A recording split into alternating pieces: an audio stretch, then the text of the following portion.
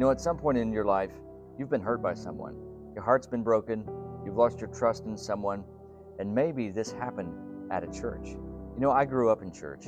My dad was a pastor, and I've seen the good, the bad, the ugly. And I've seen that, people can cause other people to hurt. And there's a reason for that. And it's because we're all imperfect. A church is not a building. A lot of times we think that's when we say church, the word church, you hear it, you think of a building. But that's not what the church is. The church, the ecclesia, is the family of God. Those that have put their faith, their trust in Jesus for salvation. That's the church. And what happens in family sometimes is we don't get along.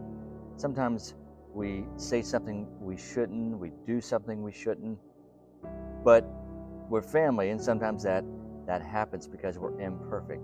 So I want to encourage you today, if you have been hurt in a church environment, a church situation, I am so sorry.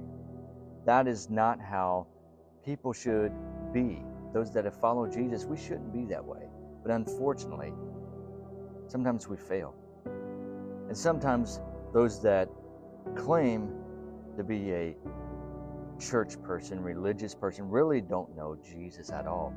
And for the one that's been hurt, I want to encourage you to find a group of believers that you can trust, that you can grow with, because you and I are not meant to go through life alone. You are not meant to go through life's difficulties, through life's struggles alone. I want to encourage you right now. You say, I don't trust the church. I understand that. But we're not supposed to put our trust in people. People will fail. I will fail. You will fail at some point, at some time. That's why Jesus went to the cross. That's why he died.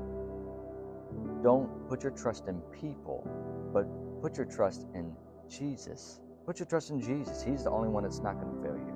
He's the only one that's not going to leave you. He's the only one that has already walked with you through those things, through those difficulties, through the times maybe you have rebelled against God. Maybe you have chosen to go a different way. Guess what? He was still there. If you have put your trust in him, he's not leaving you. He's not letting you go. Trust in Jesus and find a group, find a community, find a church family, the family of God that you can get with, you can get connected with, that you can grow with, because we all need it. It's how we're wired.